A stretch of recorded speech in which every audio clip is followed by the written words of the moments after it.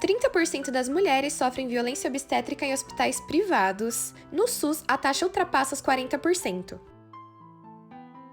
Meu nome é Daniele Pereira, tenho 45 anos, moro em Osasco e sou professora. A gente sabe que o pessoal da nossa idade, as mães dessas pessoas, sofreram violência obstétrica e nunca perceberam que sofreram, porque para elas sempre foi normal, sempre teve aquela conversa de você vai ter parto no hospital público e você vai sofrer, porque elas geralmente forçam o parto normal. Foi essa a sua experiência? Como foi seu primeiro parto?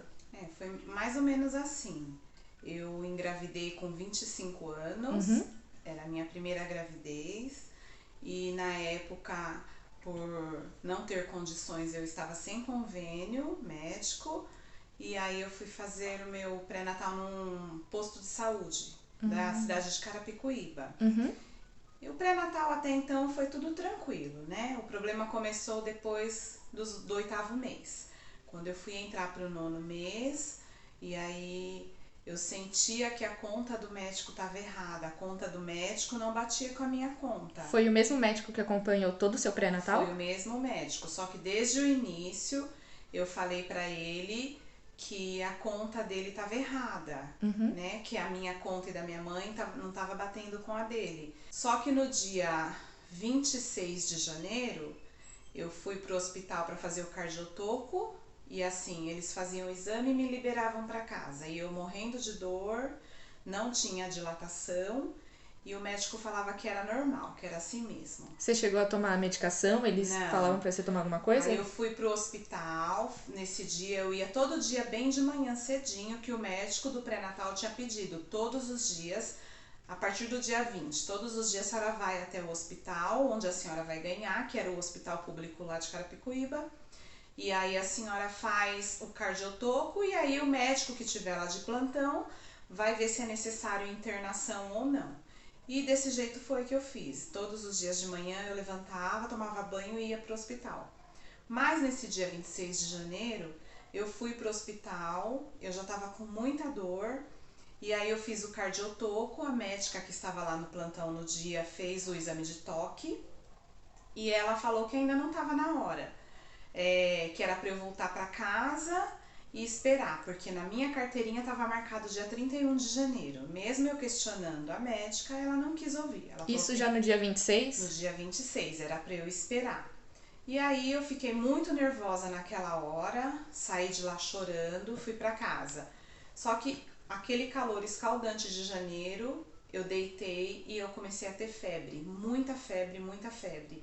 E foi aí que a minha mãe teve a ideia de me levar em outra maternidade, que foi na maternidade de Osasco. E começou a saga, foram induzir meu parto, só que eu não tinha dilatação, eu fiquei 10 horas em trabalho de parto, na ocitocina, e não vinha dilatação, não estourava a bolsa, a médica forçou, estourou a bolsa, e aí quando estourou a bolsa, a água da bolsa já estava podre, já estava cheirando mal, e aí quiseram correr comigo para a sala de cesariana, só que na hora que eles viram, a neném já estava saindo, já estava coroando, só que a neném coroando, mas não tinha espaço para a neném sair. E aí eles me voltaram para a sala de parto e tentaram parto normal. Vieram 2 enfermeiras, subiram em cima de mim, eu me lembro perfeitamente disso.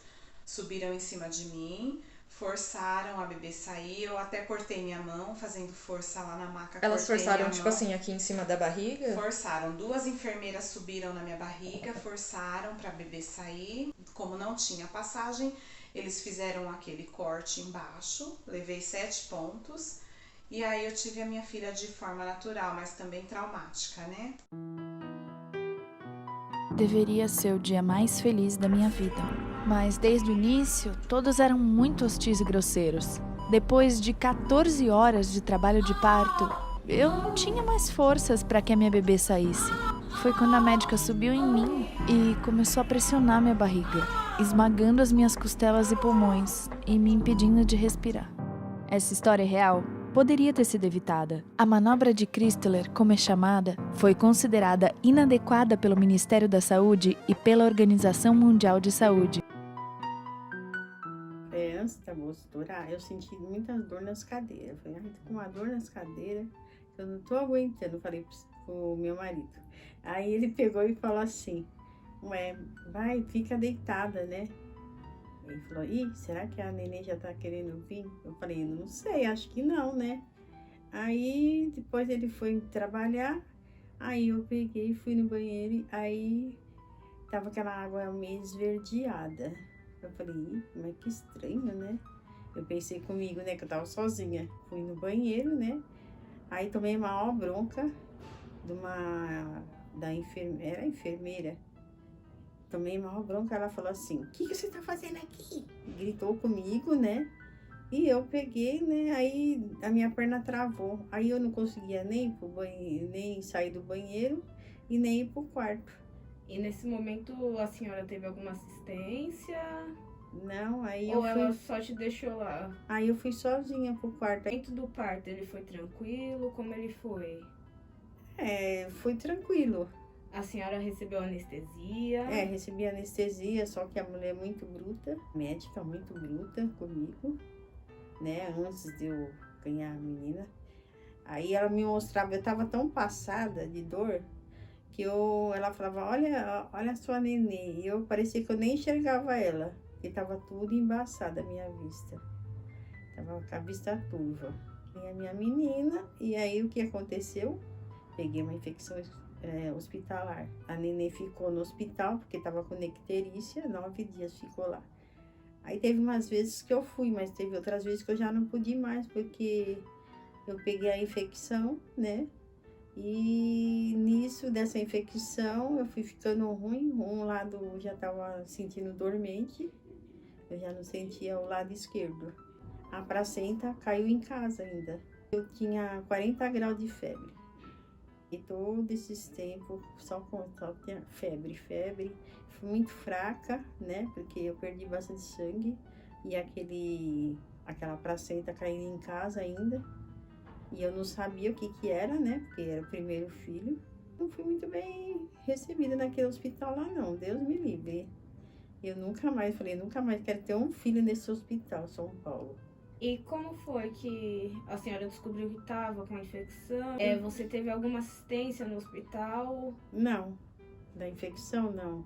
Eles mandaram embora para casa tendo mesmo, né, aquela infecção com febre. Eu como não sabia que era infecção, né, eu só fui saber depois que eu cheguei em casa que a minha sogra pegou, a minha cunhada falou, ô tia, ela falou para minha sogra, né, será que ela não tá com alguma infecção? Porque ela tá com febre e ela vai comer, fica suando, frio, tem que abrir a janela, minha roupa ficava toda molhada quando eu acabava de comer, de tanta fraqueza que eu tava. E eu ficava andando, segurando nas paredes, porque eu não conseguia ficar de pé. Minha ela falou pra minha sogra, vamos olhar a Bel? Aí quando elas olharam, aí pôs um líquido de DAC, né? E a sogra falou, pega a almofada e morde a almofada. Aí eu mordi aquela almofada. A dor era tremenda. Parecia que eu ia ganhar outro filho. Nossa. Aí ela apertou, aquela infecção foi saindo, né? Que tava verde já. E já não tava sentindo nem o lado esquerdo e direito. Apertou, nossa, eu fiquei com vergonha. Porque o quarto ficou podre da infecção que eu tava. Tava horrível. Tinha uma íngua da grossura de um dedo. Sofri pra caramba. Aí, uns 3 dias, 4 dias, apertando aquilo ali pra sair. Ainda estourou. Não voltei pro hospital, porque a minha sogra falou, se ela voltar pro hospital, eles vão judiar dela. Aí ela falou, não, eu mesmo vou cuidar dela. Aí começou a cuidar de mim na casa dela. Deveria ser o dia mais feliz da minha vida. Mas depois de muitas horas de parto, eu não conseguia mais empurrar. Então a médica disse, não se preocupe, eu já dei uma cortadinha. A episiotomia é uma técnica ultrapassada, criada no século passado, com a justificativa de aumentar o canal de parto e proteger o períneo contra lacerações graves. A Organização Mundial de Saúde não recomenda seu uso de rotina. Em um trabalho de pesquisadoras brasileiras, foi observado que nenhuma mulher sofreu laceração grave porque tiveram assistência adequada. Ainda assim, muitos profissionais de saúde se negam a mudar sua prática, insistindo na episiotomia de rotina, sem o consentimento, sem autorização ou conhecimento das mulheres. Importante aqui eu, como obstetra, falar que tem algumas coisas que, dependendo da situação, e em casos, e eu concordo, casos excepcionais, eles podem e devem ser feitos. E quem define isso é o médico. Não são leigos, não são militantes, não são ativistas, não é judiciário que define o que o médico vai fazer ali numa hora de um risco iminente de morte. Somente o médico pode decidir isso. Como, por exemplo, rompimento da bolsa das águas, uso de ocitocina, episiotomia, manobra de Christeler, que, como fala, não é subir em cima da barriga da grávida. Quem inventou isso, que é sentar em cima da barriga da grávida, manobra de Christeler? A manobra de Christeler é uma manobra extremamente suave, que você, com as duas mãos, na parte de cima da barriga, você faz um leve, vou falar aqui em termos leigos, mas um leve empurrão. Aí colocam como médico sentando na barriga da grávida. Óbvio que se eu sentar, eu com 130 quilos, sentar na barriga de uma grávida, óbvio que a grávida vai morrer, vai